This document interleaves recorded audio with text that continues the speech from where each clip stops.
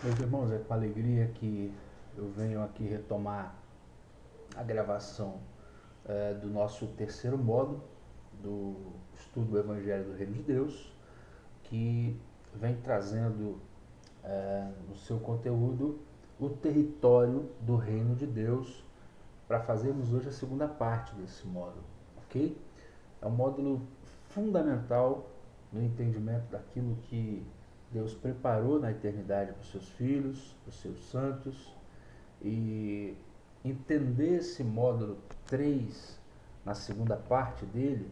Primeira parte fizemos questão de frisar algumas coisas importantíssimas que o Antigo Testamento traz em relação às escolhas que Deus fez, a direção que ele tomou. E eu, na verdade, não quero fazer aqui um resumo do que foi os módulos anteriores, diferentemente daquilo que eu já venho fazendo. Eu prefiro que o irmão, se não viu ainda o módulo 1, nem o módulo 2, na sua parte 1, 2 e 3, que pare esse módulo 3 na sua segunda parte e veja então o módulo 1, o módulo 2, parte 1, 2 e 3, e o módulo 3, parte 1, que é fundamental para que o irmão e a irmã consigam compreender o contexto do que a gente está falando, para que você não fique isolado, para que você não fique sem entender o contexto das coisas que você vai ouvir aqui. Você vai ouvir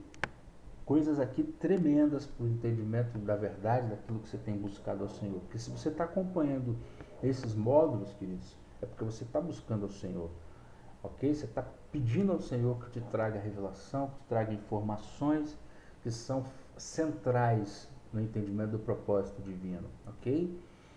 E eu peço a Deus que nos dê força, que nos proteja, que nos guarde nessa transmissão desse conteúdo agora, principalmente que Satanás não tenha nenhuma autoridade, não tenha condição alguma para interferir no seu entendimento, na sequência do que você vai ouvir, do que você comece a ouvir nos primeiros módulos e vá na sequência do que a gente ainda vai conversar. Então, é com esse coração que eu te peço, tire suas lentes denominacionais, teológicas, coloque-as um pouquinho de lado para que você possa perceber o que a Bíblia diz, os textos bíblicos dizem. Nós não estamos aqui defendendo bandeira, denominação, igreja, nós não estamos aqui especificamente tratando de uma igreja A ou B, nós estamos tratando da igreja de Cristo sobre a terra. Essa igreja tem sido preparada pelo próprio Deus, pelo Senhor, para assumir o seu papel de protagonismo nesse tempo do fim. E esse é o nosso principal assunto desses módulos que já tratamos e dos subsequentes. Tá ok? Então vamos lá. Vamos retomar aqui, sem mais delonga, para que a gente possa dar sequência e compreender o que significa, na verdade, o território do Reino de Deus. E já agora na sua segunda parte. A gente vai começar essa segunda parte do módulo 3, queridos, fazendo uma ênfase na promessa que foi dada a Abraão. Porque a promessa que foi dada a ele, você vai perceber, é a parte central do que vem acontecendo ao longo de todo o Antigo Testamento, e você vai perceber também que o Novo Testamento não se omite nessa mesma promessa. Então existia uma promessa. Nós vimos nos módulos anteriores que o evangelho que Jesus pregava, que os apóstolos pregavam, que os discípulos pregavam, era um evangelho de uma promessa feita aos nossos pais. Lembram disso? E como essa promessa, nós já demos uma pincelada nela, vamos hoje aprofundar um pouquinho mais para que você entenda o que significa essa promessa. Por que ela é uma promessa indissolúvel? O que significa um termo indissolúvel e de possessão perpétua? Ok? Então ela tem uma característica, ela é indissolúvel, ela não se dissolve, ela não se perde com o tempo e ela é de possessão perpétua. Quem recebeu a promessa não deixa de continuar fazendo jus a ela. Para sempre, perpétua para sempre. Possessão, vem de herança, vem de posse. É de quem recebeu a promessa para sempre. E aí isso a gente vai desenvolver agora nessa parte 2 do módulo 3, ok? Tudo começou, amados, com uma visão de algo que não existe, de algo que era invisível aos olhos. Alguém precisou enxergar algo que ninguém estava vendo. Deus chamou Abraão na sua para que saísse da sua tenda e fosse lá fora. E numa visão linda, pede a Abraão que olhe para o céu e vislumbre algo tremendo. E naquele algo, Abraão conseguiu enxergar aquilo que não estava existindo. Ele não tinha como enxergar isso ainda, até porque ele era estéril. Você vai ver o contexto do que significa esse texto. Dá uma olhadinha comigo aqui. Gênesis 15, versos 5 e 6 diz o seguinte: fez-lhe sair para fora e disse: olha para o céu e conta as estrelas, se as podes contar. E disse-lhe: assim será a tua semente. Creu Abraão em Jeová, que lhe imputou isso como justiça. Vamos tentar esmiuçar um pouquinho esse texto, porque ele é lindo, ele é fantástico. Fantástico porque Abraão era estéril. Fantástico porque Deus estava dizendo para ele: você é estéril, mas eu estou dizendo, você vai ter uma semente, você vai ter descendentes, e esses descendentes vão ser semelhantes àquelas estrelas. Você consegue contar as estrelas do céu? Abraão provavelmente não conseguia contar e disse isso para Deus. E ele confirmou a Abraão que a sua semente, a sua descendência seria exatamente como as estrelas do céu. E Abraão, por crer no que Deus estava dizendo a ele, no que o Pai estava dizendo a ele naquele momento, foi-lhe imputado isso como justiça. É interessante a gente contextualizar isso aqui. Os homens e mulheres de Deus pré-Cristo, eles não tiveram em quem imputar sua fé. Nós, na era pós-Cristo, tivemos a própria figura de Cristo e o Espírito de Cristo em nós, ok? Eles, embora tivessem o Espírito de Cristo na expectativa do que Deus estava preparando, e o Espírito de Cristo estava com eles, o livro de Pedro fala sobre isso. Nós vamos passar por esse texto um pouquinho mais à frente, para você entender esse contexto. Mas é legal a gente frisar nesse final de versículo aqui, que a Abraão foi imputado como justiça o fato dele crer, mesmo sem ter Cristo, o Espírito de Cristo diretamente, a partir da morte e ressurreição de Cristo. Ele creu naquilo que Deus disse a ele. Ele creu no que o Pai estava dizendo a ele. E isso foi imputado como justiça. Para os filhos pós-Cristo, essa justiça foi dada pelo sangue do Cordeiro, ok? Pelo sangue de Cristo. Isso significa a justiça como justificação. E a justificação dos pré-Cristo? Somente pela fé. A fé era imputada como justificação a esses filhos pré-Cristo. Então é muito importante você entender isso, esse contexto, para que você perceba que Abraão não tinha por que crer que ele seria pai de uma grande nação. Quanto mais se ele estava com dificuldade de crer que ele seria pai de filhos, 2 filhos. Ele não teria como enxergar isso por ele próprio. Mas Deus mostrou a ele que ele seria pai de uma nação e de uma descendência que era semelhante às infinitas estrelas do céu.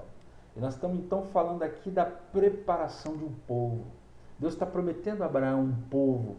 Você vai ser o pai dessa nação, Abraão. Você vai ser o pai desse povo, Abraão. E você então vai ser o divisor de águas daquilo que eu estou fazendo. Ele nada mais tinha a fazer do que crer. E por crer, foi justificado por isso. E manteve a sua fé naquilo que ele creu. E isso é tremendo. Só que a gente vai entender que semente é essa. A gente vai entender então como essa semente se concretizou um pouco mais à frente e como Deus foi confirmando isso ao longo da história para que a gente possa entender exatamente o que aconteceu com essa semente, que povo é esse e qual a finalidade desse povo que Abraão estava gerando a partir dele, certo? E o que isso ia redundar como finalização do próprio reino de Deus. Qual a relação entre uma coisa e outra? Você vai ver agora. Vamos comigo aqui então.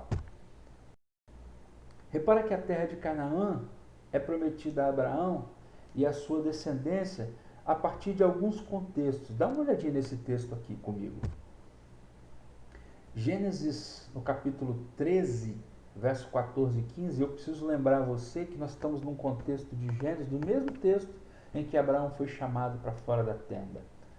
Repara que o capítulo 13, um pouquinho antes dessa chamada de Deus, do Pai, para que ele saísse e visse as estrelas do céu. Então, antes disso, ele diz o seguinte: levanta agora os olhos desde o lugar onde está e olha para o norte, para o sul, para o oriente e para o ocidente. Porque toda essa terra que vês, te hei de dar a ti e a tua semente para sempre. Então, a primeira coisa que Deus promete a Abraão, antes da semente, ele prometeu a terra para a semente. Então, isso tinha me passado despercebido. Você vê que tremendo. A revelação vem ao repetir a leitura da palavra, ao escutar a palavra, a deixá-la introduzida no nosso coração.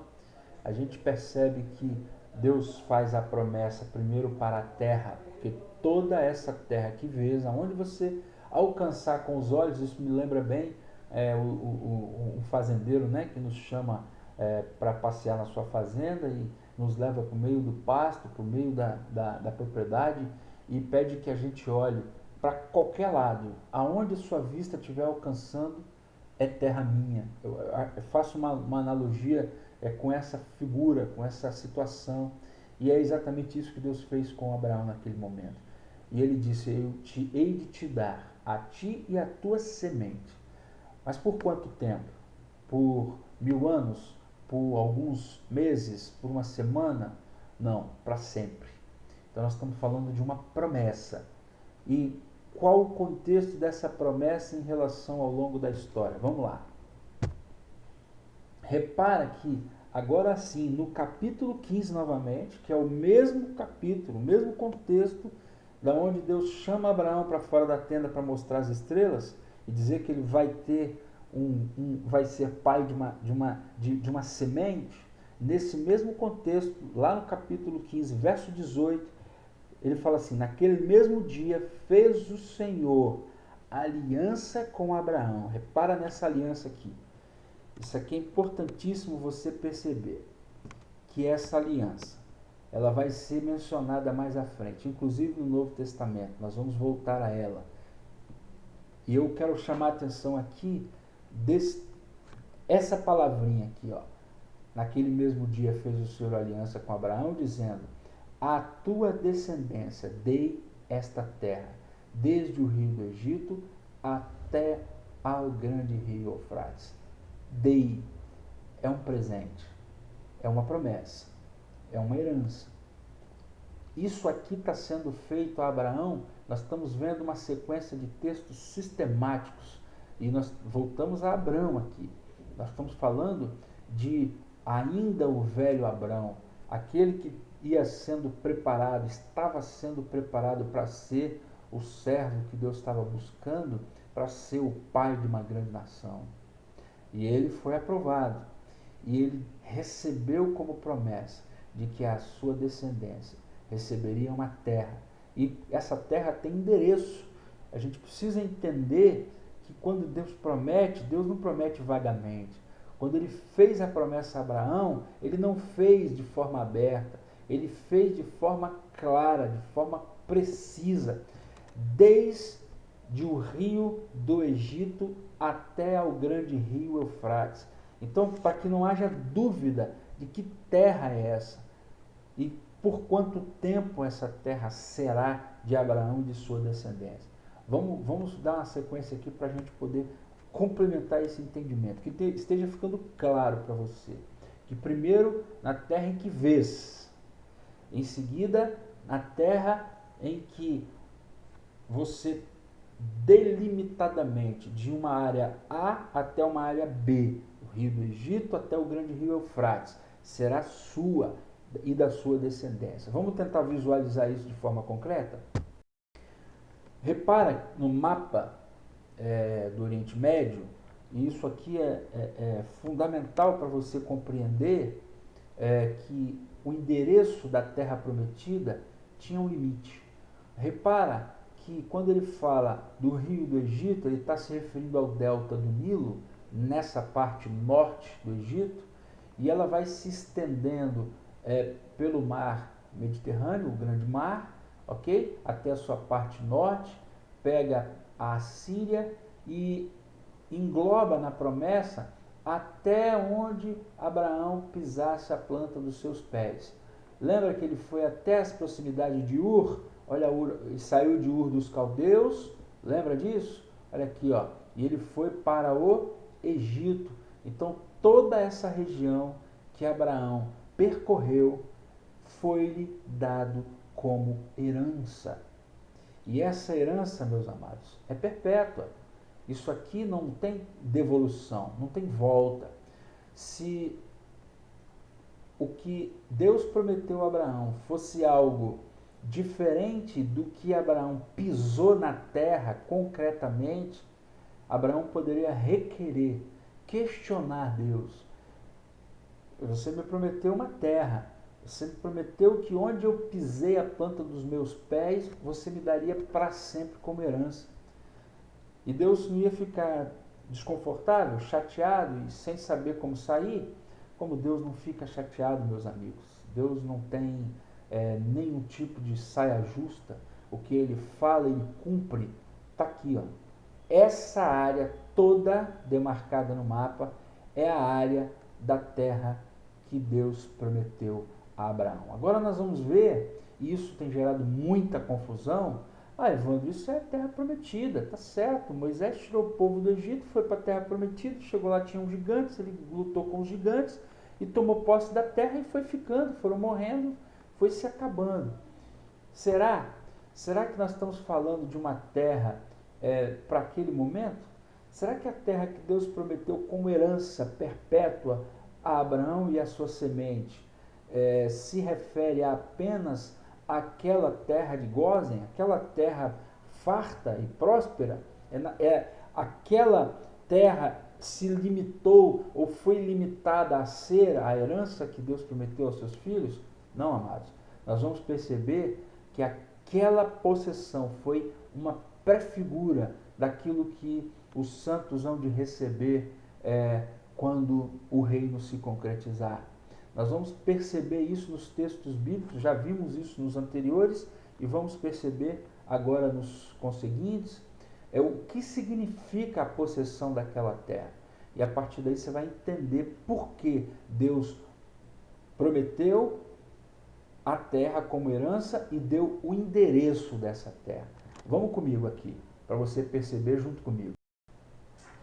As terras em que Abraão conseguisse pôr os pés seriam dele para sempre.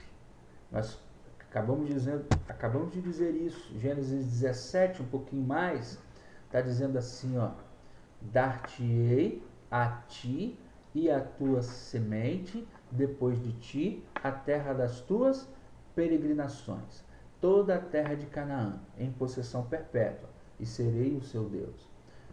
Aonde ele andasse, aonde ele caminhasse, toda a terra de Canaã, e ele deu o endereço do rio do Egito até o rio Eufrates. A terra de Canaã seria dele em possessão perpétua, e ainda confirmou e concluiu: e eu serei o seu Deus. Então, nessa terra que ele prometeu a Abraão e aos seus descendentes, a sua descendência, como o texto aqui está dizendo, né? Ele dizendo para Abraão diretamente: e a tua descendência, mas nós estamos falando, nós como terceira pessoa nos referindo a Abraão, a terra das suas peregrinações, aonde ele andasse seria dele. E ainda há uma outra situação que a gente vai ver agora. Gênesis 28, um pouco mais à frente, repara que todo o texto de Bereshit, todo o texto de Gênesis, do início, todo o texto, o contexto todo está se referindo a essa promessa. Eu preciso que você saia daqui, desse módulo, hoje, com muita certeza do que nós estamos falando. Deus não promete no vazio, Deus não faz promessas vagas, Deus promete e cumpre. Ele diz assim no capítulo 28, verso 13, eu sou Jeová, Deus de teu pai Abraão e Deus de Isaque. A terra em que estás deitado te darei a ti e a tua posteridade. Lembra Jacó? E deita, luta com o anjo, deita-se na pedra e naquele momento tem um sonho e naquele momento ele recebe do Senhor a informação de que ele também faz parte disso. O pai Abraão, seu avô, e Isaque, o seu pai, simplesmente receberam uma promessa de Deus e ele também recebe essa promessa. É por isso que Deus é o Deus de Abraão, de Isaque e de Jacó. Ok? Os três receberam a promessa. A terra em que estás deitado te darei a ti e a tua posteridade. O próprio Jacó também já não faz parte da posteridade de Abraão, da descendência de Abraão? Sim. Então Deus estende a promessa à continuação dessa posteridade de Abraão, que veio para Isaque, que passou para Jacó, e assim sucessivamente até chegar a nós.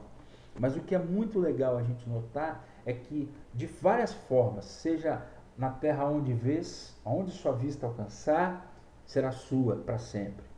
A terra em que você pisar, onde você peregrinar por ela, será sua para sempre. E aonde você está deitado, Jacó, essa terra eu darei a ti e a tua posteridade, a tua descendência, também para sempre. Deus confirma de várias formas que a terra em que Abraão e a sua descendência estivesse pisando, morando, andando, dormindo, vendo, de qualquer forma, seria deles para sempre. Nós fazemos parte disso, nós vamos perceber como. Amém? Me acompanhe aqui.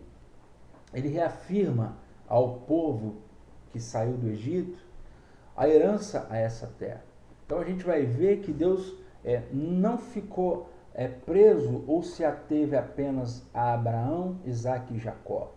400 anos depois, em torno de 400 anos depois, no Egito, o povo que estava saindo do Egito, ele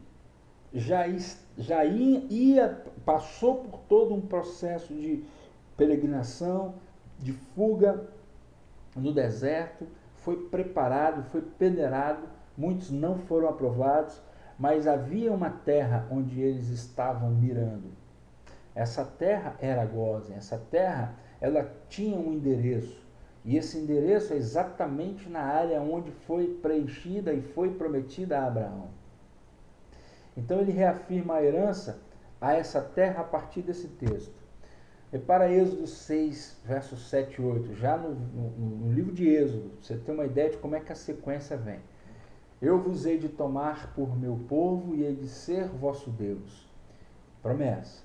E vós sabereis que eu sou Jeová vosso Deus, que vos tiro de debaixo das cargas dos egípcios. E vos hei de introduzir na terra que jurei dar a Abraão, a Isaque e a Jacó. E hei de dá-la a vós por herança. Eu sou Jeová. Eu chamo a atenção dos queridos aqui para um detalhe importantíssimo. A teologia e a própria cristandade, de uma forma geral, ela confunde um pouco esse texto quando ela dá uma visão de temporalidade a essa herança.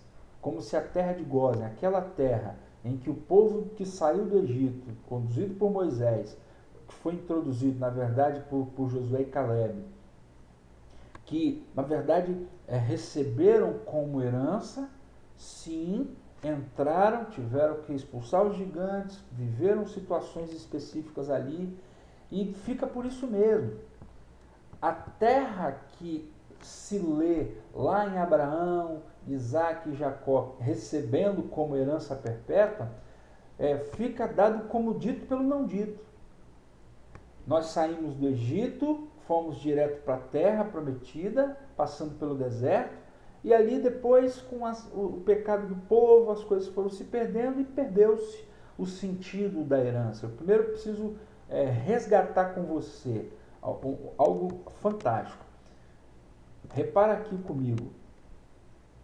E vos hei de introduzir na terra que terra é essa?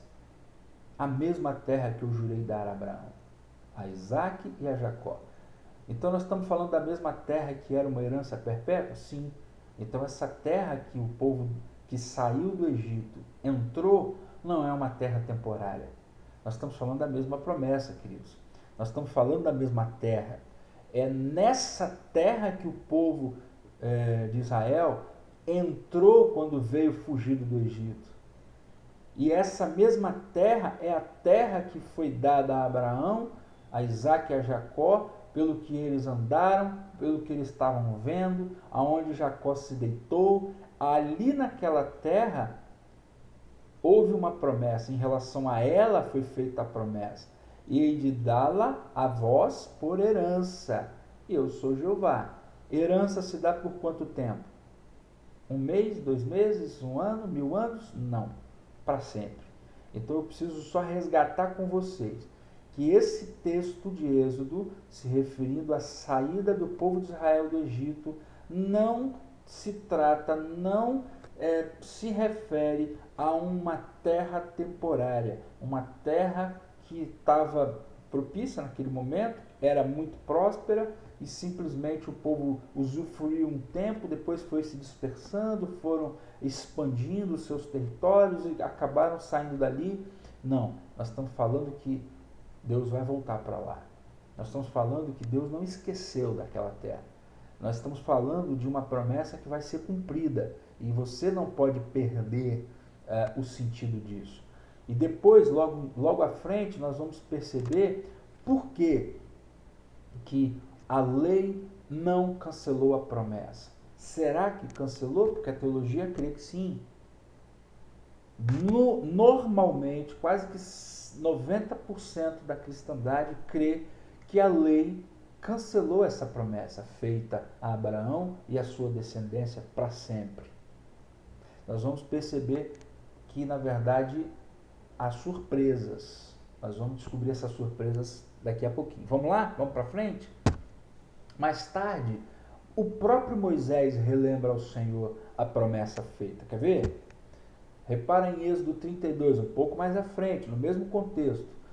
Moisés falando assim: lembra-te de Abraão, de Isaque e de Israel, teus servos. Olha aí, o Deus de Abraão, de Isaque e de Jacó. Aos quais por ti mesmo tens jurado. Lembra que nós falamos lá atrás que Deus não tinha por quem jurar em relação à promessa feita.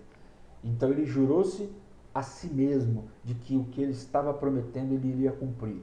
Fizesse chuva ou fizesse sol, ele iria dar a Abraão e a sua descendência a terra das suas peregrinações. Aonde Abraão pisou o pé, ele iria receber como herança. E isso não é fictício, isso não é uma figura de linguagem. Ok? Aos quais por ti mesmo tens jurado e lhes disseste: multiplicarei a vossa descendência como as estrelas do céu. Olha aqui a chamada de Deus para tirar Abraão da tenda e mostrar a ele as estrelas do céu. Olha o texto aqui de volta. E toda esta terra de que tenho falado, dá-la-ei a vossa descendência, para que a possuam por herança eternamente.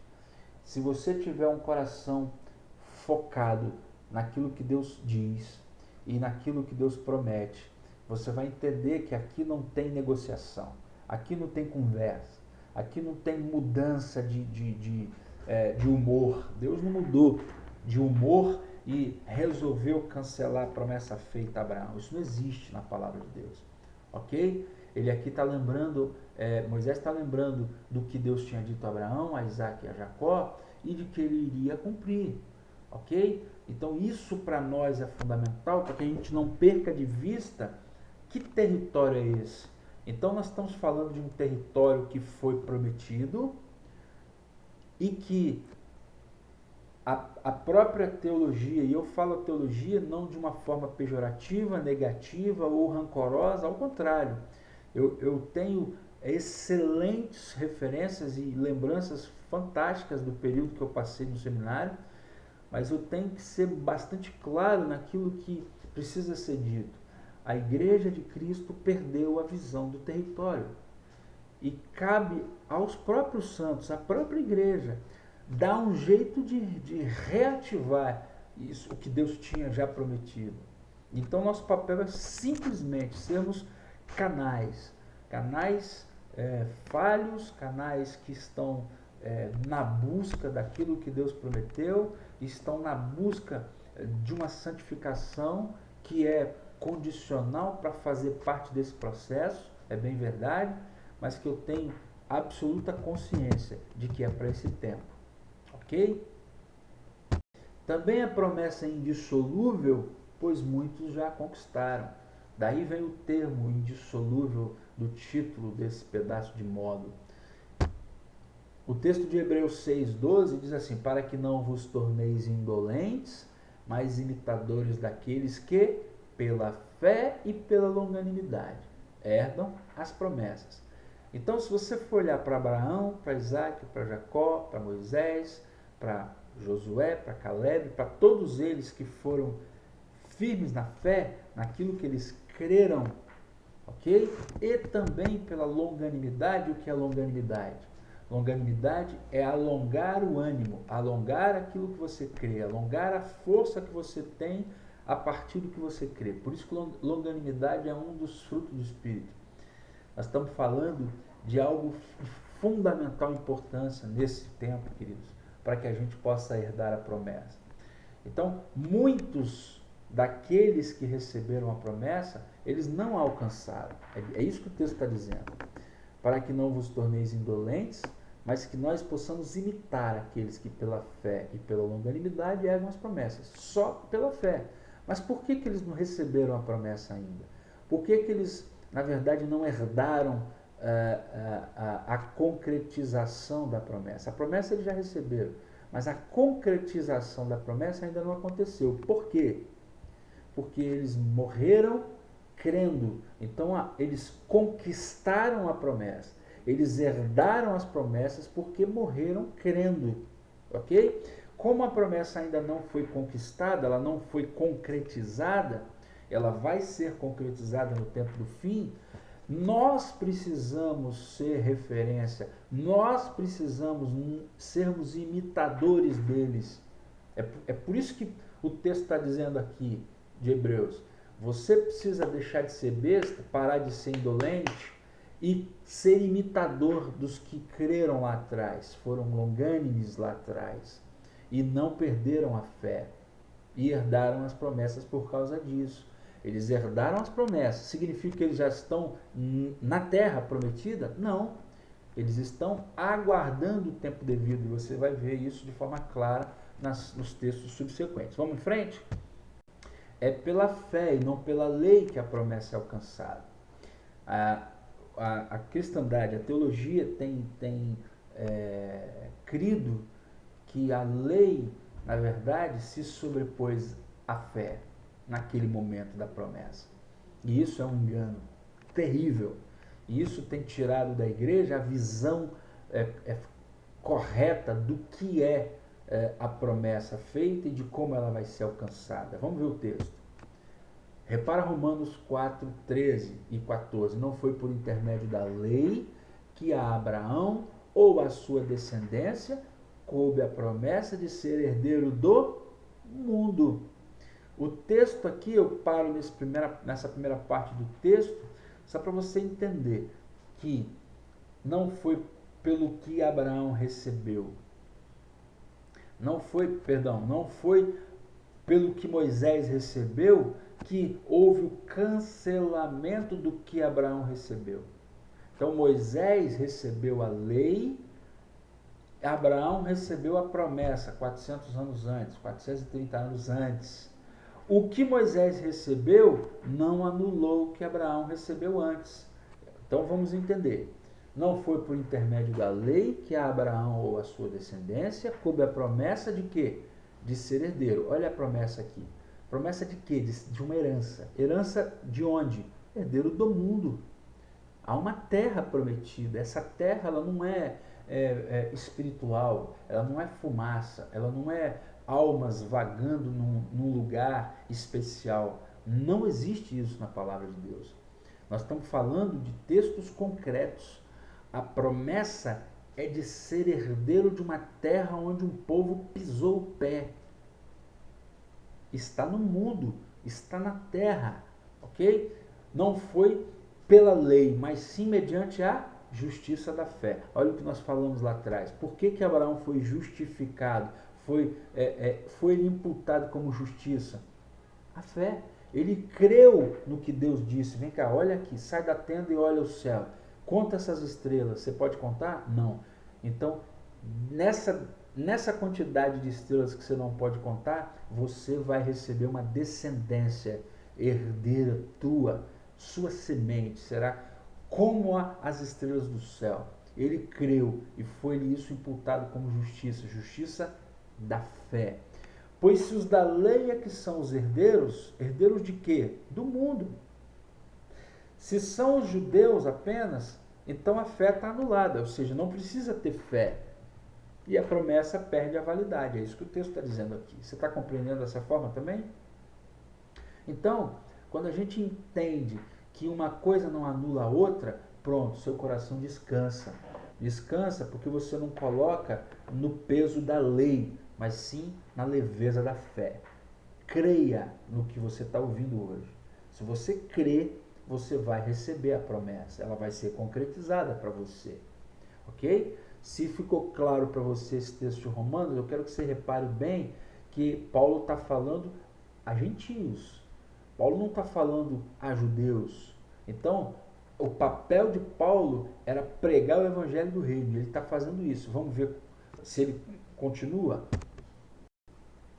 A lei nada pode contra a promessa nessa mesma visão que nós falamos no texto anterior.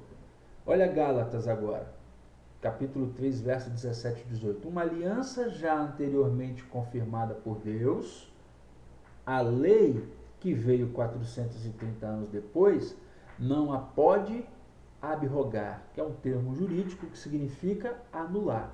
Então a lei que veio 430 anos depois da aliança que foi confirmada por Deus anteriormente, essa lei não pode cancelar aquilo que foi anteriormente confirmado, ok? De forma que venha a desfazer a promessa. Então a promessa ela não se desfez com a lei, porque se a herança provém de lei, herança de quê? Da terra, queridos. Nós vimos no texto de Romanos, se a herança da terra provém de lei, já não decorre de promessa. Então já não teria vindo da promessa que Abraão recebeu de Deus. Mas foi pela promessa que Deus a concedeu de graça a Abraão, gratuitamente a Abraão. Ok? Então nós estamos falando da mesma promessa? Sim. Promessa de quê? De ser herdeiro do mundo. E isso não foi anulado pela lei. O povo judeu pesou a lei e tornou-se pesado com a própria lei, não cumpriu aquilo que era o propósito da lei e no contraponto da lei, a graça vem para abrir o leque, para tirar o leque de sobre o povo escolhido, judeu, que com certeza vai fazer parte desse contexto, não na sua totalidade, mas ele vai fazer parte desse contexto, mas principalmente para abrir aos gentios. Vamos ver? Repara que foi feita uma promessa a Abraão. Repara aqui, ó. A promessa foi feita a Abraão na terra de Canaã, ok? As estrelas que você está vendo no céu, Abraão, vão ser semelhantes à semente que você vai gerar, ok? E onde você pisar a planta do seu pé, você vai receber como herança perpétua. A promessa estava feita. 430 anos depois, Moisés recebe as tábuas da lei no Monte Sinai. E essas leis, elas não foram suficientes para anular a promessa feita 430 anos antes. E aqui está talvez o grande erro da teologia, o grande erro da igreja hoje. é não conseguir enxergar que a promessa que Abraão recebeu, e como representante nosso, ok? Então nós recebemos essa promessa. O que ele recebeu lá atrás não se desfez ao longo do tempo. Não foi anulado a partir de um não cumprimento de leis que foram impostas. É muito importante que você compreenda isso para que você não perca a fé recebida aqui atrás. Aquilo que Abraão recebeu como fé, ele precisou ter longanimidade para alcançar. Ele morreu crendo, então ele conquistou, ele recebeu a promessa, ok? Agora ele vai concretizar a promessa na ressurreição dos santos, quando Cristo vier na sua próxima vinda, ok? Aí sim ele vai assumir a totalidade do território que ele recebeu como herdeiro perpétuo. E você vai perceber isso ao longo dos textos bíblicos, tá ok? Não se fie apenas no que nós estamos falando aqui, mas fie-se nos textos bíblicos. É muito importante você entender. Vamos seguir em frente? É importante a gente entender agora, de forma clara e rápida, como Jesus viabilizou o cumprimento dessa promessa feita a Abraão. Porque, na verdade, Jesus não tinha nascido ainda, ele só estava no coração do Pai. O Pai Criador dos céus e da terra tinha no seu bojo, no seu interior, um propósito feito e criado na eternidade que tinha dentro do seu bojo uma figura, uma pessoa que precisava, como ser humano, viabilizar a promessa que ele acabou fazendo a Abraão. Ok? Porque no tempo pré-Jesus, a promessa foi feita, mas haveria de haver um tempo pós-Jesus. Então, consequentemente, haveria de haver essa figura que ele sonhou na eternidade, que é Jesus, para que esse Jesus fosse o mediador dessa aliança. Ele, na verdade, é a pessoa que viabilizou o cumprimento da promessa pelo que ele venceu. Vamos dar uma olhada no texto? Repara Hebreus 9, verso 15. Ele é o mediador da nova aliança, a fim de que, intervindo a morte para a remissão das transgressões que havia sob a primeira aliança, recebam a promessa da eterna herança aqueles que têm sido chamados. Olha a quantidade de informações aqui. Creia que sem o sacrifício dele, não há posse da promessa. Nós tínhamos dito nos módulos anteriores, num dos módulos anteriores, que Jesus nunca foi a figura central da Bíblia. Ele nunca quis ser. Mas a figura central da Bíblia sempre foi o reino de Deus. E Jesus é a figura central do reino de Deus. Quando a gente consegue reposicionar Jesus no seu devido lugar, a gente passa a perceber a relevância dele no plano eterno. Aí sim a gente consegue ter uma noção clara. Porque ele é um mediador de uma nova aliança. Lembra aquela aliança que nós frisamos lá no texto de Hebreus, de Gênesis? Essa é a aliança. Ele é o mediador de uma nova, a fim de que, intervindo a morte para a remissão das transgressões que havia sob a primeira, então a primeira aliança feita, ela foi manchada pela lei. Quando, após a mancha da lei, o pecado, porque sem lei não há pecado, na medida em que a lei foi imposta, houve a transgressão da lei, com isso a morte, com isso o pecado que gerou morte, só que a morte dele, que interviu para remir essas transgressões que havia sob essa primeira aliança, foi que viabilizou com que a descendência herdeira, crendo nele, naquilo que ele fez, pôde então receber também a herança dos santos. Você percebeu o ciclo, querido? Você conseguiu entender? Se você perceber, entender, compreender que Cristo, na verdade, teve muito mais peso. Quando a gente fala da morte, a gente está falando do ato do sangue derramado, que é remidor. Porém, não há possibilidade dele ter um sangue dele validando, ok, essa herança, na sua morte se ele não tivesse sido merecedor em vida. Você vai ver o texto que vai mostrar isso que eu estou falando. Então a vida de Cristo teve mais peso do que a própria morte dele.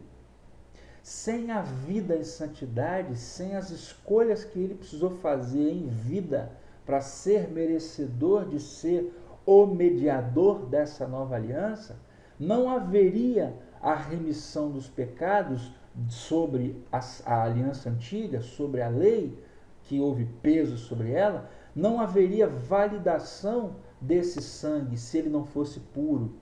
Então é importante você ter noção da força, da posição, daquilo que Cristo representa dentro do plano eterno de Deus, ok?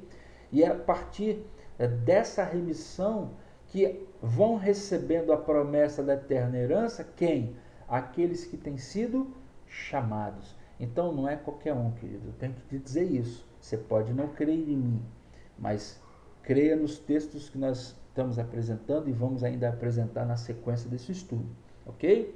Você vai perceber que os que têm sido chamados à santidade vão cumprindo na medida em que cabe-lhes o livre-arbítrio de cumprir essa santidade, e na medida em que cumprem, vão sendo agregados, vão sendo arrolados, todos eles, na multidão dos santos que está sendo formada. Essa multidão já está sendo formada.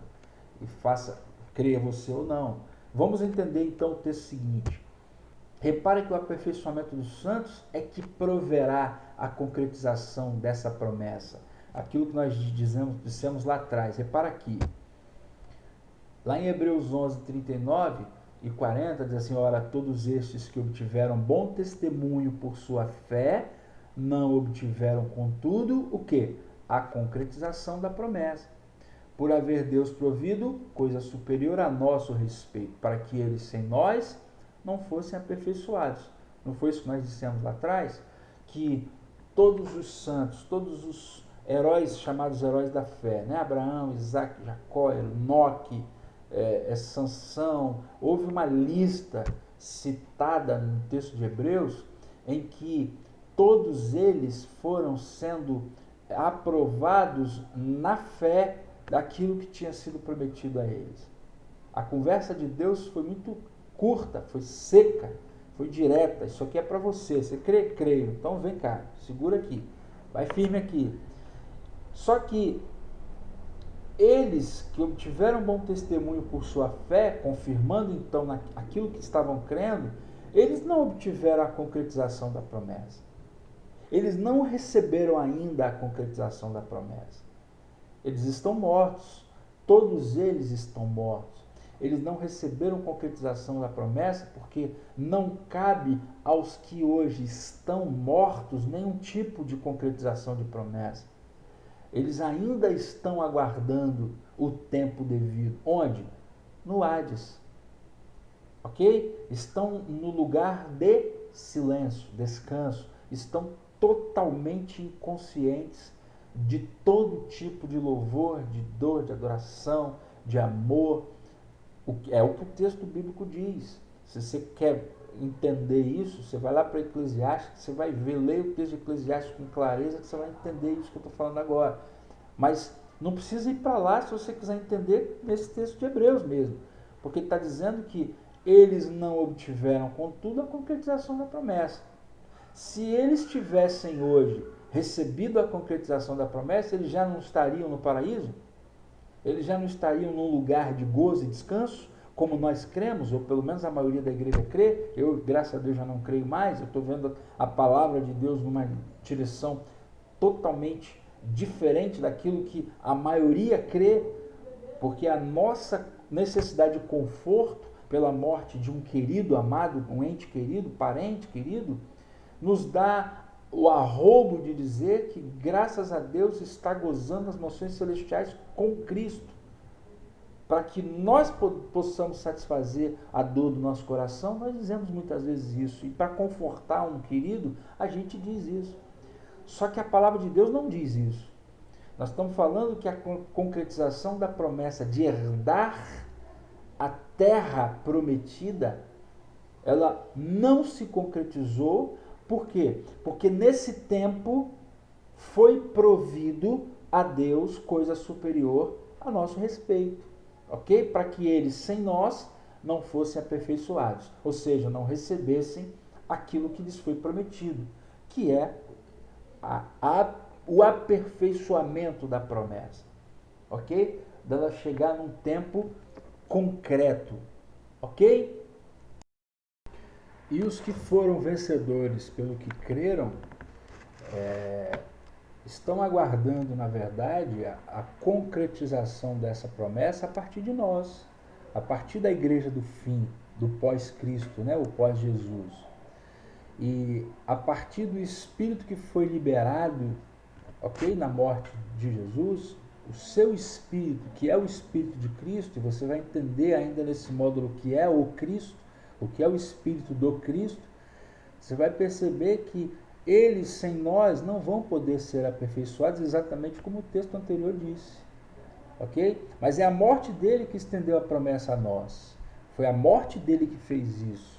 E nós vamos entender isso no texto bíblico. Veja bem. Gálatas 3, verso 13 e 14 diz assim: Cristo nos resgatou da maldição da lei, fazendo-se ele próprio maldição em nosso lugar. Porque está escrito: maldito todo aquele que for pendurado em madeiro. Está fazendo uma citação do Velho Testamento. Para que a bênção de Abraão chegasse aos gentios em Jesus Cristo, a fim de que recebêssemos pela fé o Espírito prometido. Então esse texto ele deixa muito claro que nós estamos falando da mesma promessa, ok? Nós temos alguns elementos aqui nesse texto. Quer ver? Vamos tentar identificar. Primeiro, o texto refere-se a Abraão. Segundo, refere-se a uma bênção que Abraão recebeu. A bênção que Abraão recebeu não foi uma promessa? Que nós temos visto e estamos vendo na sequência, desde o início desse módulo, e mesmo no módulo anterior? Ok. Então, para que a promessa de Abraão chegasse a nós, a partir de quem? Não de Abraão diretamente, porque Abraão está morto, mas a partir de Cristo, que também, embora morto, liberou o seu Espírito.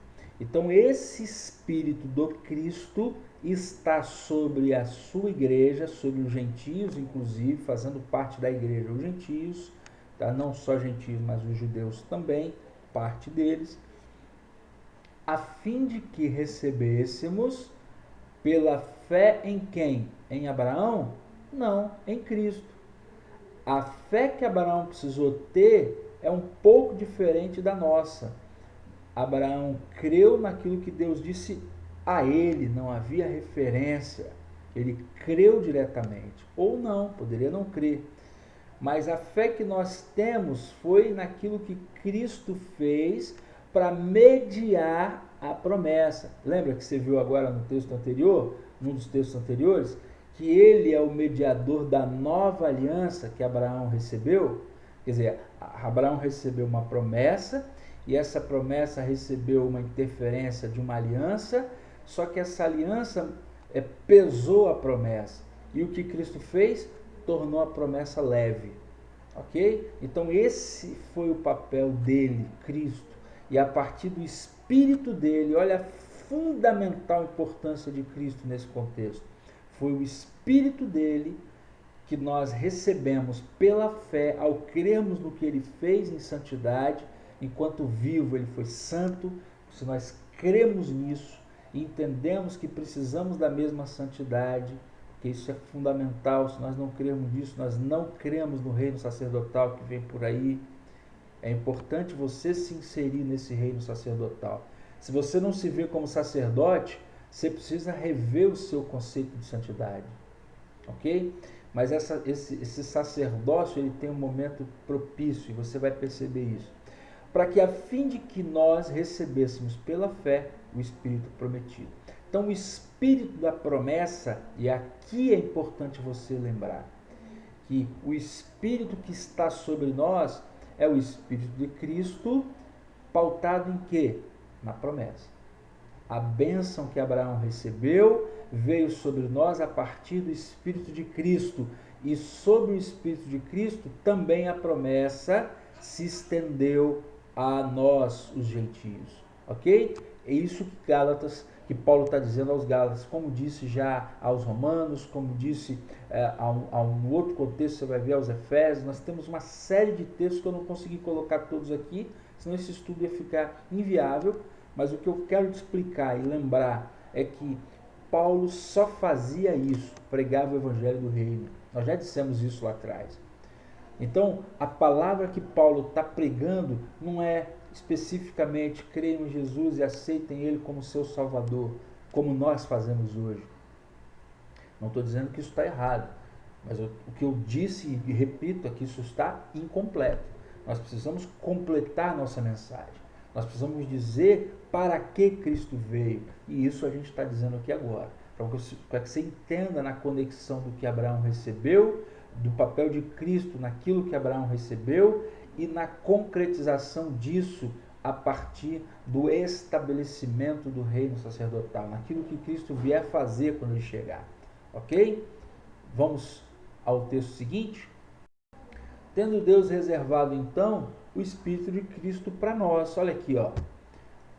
Olha João 7, 37 a 39. No último dia, o grande dia da festa, levantou-se Jesus e exclamou: se alguém tem sede, venha a mim e beba.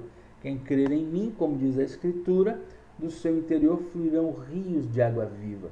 Isso ele disse com respeito ao Espírito que haviam de receber aos que nele crescem. Pois o Espírito até aquele momento não fora dado. Sim, com certeza, porque ele não tinha sido ainda glorificado.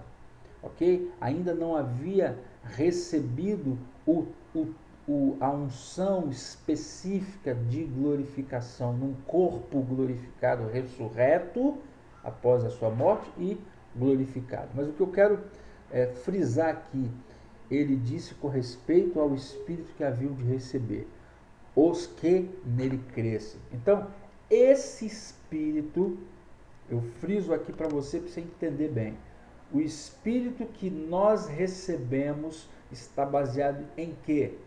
Na fé, naquilo que nós crescemos ou crermos em relação a ele. E o papel dele foi o quê? Ser o mediador da nova aliança. Se a gente faz essa conexão correta, e a gente pode dizer categoricamente que a gente alcançou o objetivo principal. Porque uns alegam que o texto bíblico tem um monte de interpretações, Levante. Você pode dizer isso, mas isso pode significar isso, aquilo outro. Mas o que a gente tem feito aqui nesse estudo, e você tem sido testemunha disso, querido, é que nós estamos lançando aqui muitos textos na sequência. Muitos textos que são esclarecedores daquilo que é o propósito eterno de Deus, ok? Então, hoje nós entendemos aqui que a promessa que Abraão recebeu, Abraão creu e foi-lhe imputado como justiça.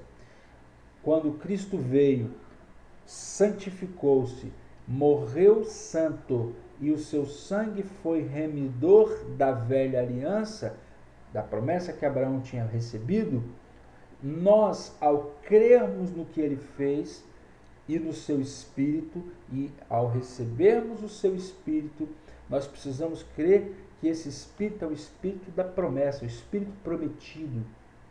O Espírito da promessa está sobre nós. E se nós não renegarmos o Espírito da promessa, simplesmente nós vamos vê-la concretizada em nós, juntamente com aqueles que também estão crendo e continuaram crendo até sua morte e estão aguardando a concretização dela a partir de nós, porque cabe a nós essa primazia. Por isso que o texto anterior que nós lemos diz, coube a nós coisa superior, Deus espera de nós coisa superior a nosso, Ele tem coisa superior a nosso respeito. Por quê? Porque é a igreja do fim que vai concretizar a promessa. Isso é uma honra, queridos. Isso é uma responsabilidade gigante, nós não temos ainda noção disso. Mas nós haveremos de ter noção e haveremos de honrar isso. Porque, na verdade, como igreja santa do fim, nós simplesmente seremos os viabilizadores para que Abraão receba aquilo que a ele foi prometido. A Isaac, a Jacó, a Davi, a todos os santos que morreram crendo nessa promessa. Por isso cabe a nós uma santidade diferenciada, não maior ou menor do que a deles, mas uma fé, uma crença no papel de Cristo dentro desse contexto. É por isso que Cristo é fundamental para que nós possamos estabelecer o reino sacerdotal que vamos estabelecer. Ok? Então, se isso ficou bem claro, a gente vai partir para o texto seguinte que pode te elucidar ainda um pouco mais. Veja, a morte dele, de Jesus, em santidade, aperfeiçoou o reino sacerdotal. Se não fosse Cristo morrer santo e com sangue derramado sem defeito, e nós não vamos aqui confundir as coisas de que, não, ele era Deus, é porque o sangue dele já era puro. Queridos, não vou entrar nesse mérito agora, porque não cabe aqui, mas eu preciso que você entenda que Cristo, o que morreu foi o homem. O que teve que escolher não pecar foi o homem. A palavra diz claramente, nós vamos ver isso efusivamente nos textos mais à frente, nos módulos seguintes, que nós estamos crendo no homem Cristo que precisou escolher não pecar. E essas escolhas feitas no dia a dia foi que trouxeram a ele a condição que ele alcançou. Veja bem, Apocalipse 5, aí nós somos transportados a Apocalipse agora para termos a visão escatológica disso. Vamos entender isso aqui. Capítulo 5, verso 9 e 10 diz assim: entoava um novo cântico, dizendo: digno és de tomar o livro e de abrir os selos, porque foste morto, e com o teu sangue compraste para Deus os que procedem de toda tribo, língua, povo e nação, e para o nosso Deus os constituíste reino e sacerdotes, e reinarão sobre a terra. Amados, vamos ser muito claros aqui. Eu quero chamar a atenção para alguns pontos desse texto. Repara aqui, houve um cântico, certo? João viu um cântico no céu, viu que anjos entoavam cânticos dizendo: digno és de tomar o livro. Então ele foi digno, ele foi achado digno. Esse digno és não é uma marca que ele trouxe da eternidade. Esse digno és, o texto está dizendo aqui o seguinte: o Senhor foi vencedor. O Senhor conseguiu vencer. E pelo que venceu, você se tornou digno de tomar o livro e de abrir os selos. Porque foste morto. Olha aqui, a morte, ela só teve peso depois dele ter se tornado digno. Se você entender que primeiro ele precisou se tornar digno, e a gente só pode se tornar digno de alguma coisa em vida. E quando ele em vida se tornou digno de tomar o livro, de abrir os selos aos santos, depois disso foste morto, e com o sangue derramado compraste o reino e de toda a tribo, língua, povo e nação, para constituir o reino. E esse reino é constituído de quê? De sacerdotes. São esses sacerdotes que Deus sonha, com eles que Deus sonha. São eles que movem o coração do Pai. São esses sacerdotes que são os agentes transformadores dessa terra, queridos. E no reino estabelecido, eles irão reinar sobre a terra. Eles reinarão sobre a terra. O que significa esse termo, reinar sobre a terra? Você está entendendo que o objetivo principal é que quando Cristo foi digno de tomar o livro e abrir os selos, em vida ele se tornou digno e depois morreu, e quando morto, o seu sangue que foi derramado como digno foi suficiente para comprar para Deus, ou seja, valeu para o Senhor. O Senhor pagou o preço devido e ele recebeu aquilo que ele esperava, ele alcançou aquilo que era o seu desígnio. Compraste para Deus o sangue de Cristo, compraste para Deus os que procedem de todos os cantos da terra, ok? Para o nosso Deus, os constituíste reino, mas não só reino, e sacerdotes. E reinarão sobre um território. Esse território é a terra. Amém? Que você tenha percebido nessa segunda parte do terceiro módulo o objetivo da promessa que Deus fez a Abraão lá atrás, quando chamou ele para fora da tenda e disse a ele que olhasse para os céus e tentasse contar as estrelas, porque semelhante àquelas estrelas, semelhantes seriam a sua descendência, as pessoas que fariam parte da sua família. Abraão creu e isso foi imputado como justiça. E eles reinarão sobre a terra, queira o amado ou não. Evandro, mas esse texto de Apocalipse é muito simbólico. Satanás diz isso o tempo inteiro. Satanás espalhou sobre a igreja a mentira, a disfarçatez de dizer que Apocalipse é incompreensível. E se ele é incompreensível, pode ser dado a ele qualquer interpretação. Então, se relativiza qualquer interpretação sobre o que é lido em Apocalipse. Só que Deus não é um Deus de confusão, querido. Ele deixou claro isso. E ele deixou claro também que ele não teria um plano, uma ideia, sem deixar clara a forma, o manual de funcionamento desse reino. E ele tem dado isso a nós nesse tempo. E isso tem ficado muito claro no coração da igreja.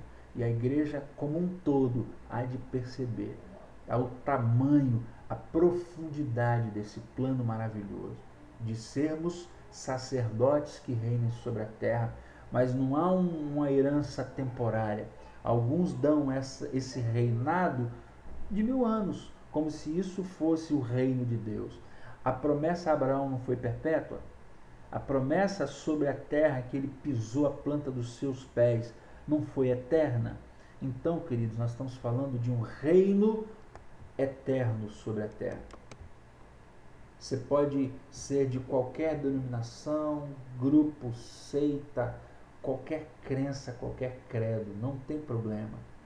Mas desde que você crê na palavra, se você entender que a palavra não tem simbologia, ela está sendo pregada de forma clara, você há de receber e há de confortar seu coração na direção que Deus tem te conduzido. Então, que nós estejamos firmes naquilo que nós recebemos, para que a partir daí isso nos seja imputado como justiça. Amém? Na próxima semana eu devo estar gravando para os amados a descendência herdeira da promessa, que é uma parte fundamental desse entendimento. Aqui nós vamos entender que existe um grupo. Que grupo é esse? Essa descendência semelhante às estrelas do céu, ela tem algumas características. Que características são essas? Nós vamos compreender como funciona essa descendência, a composição dela e o que ela precisa fazer para chegar ao bom termo de ser sacerdote que reine eternamente sobre a terra. Amém? Nós, na semana que vem, já estaremos gravando essa parte do módulo para que a gente possa concluir então e deixamos aqui encerrado o módulo 3, parte 2. Semana que vem gravaremos a parte 3 do módulo 3, tá bom? Deus abençoe, fiquem com Deus, a paz do Senhor.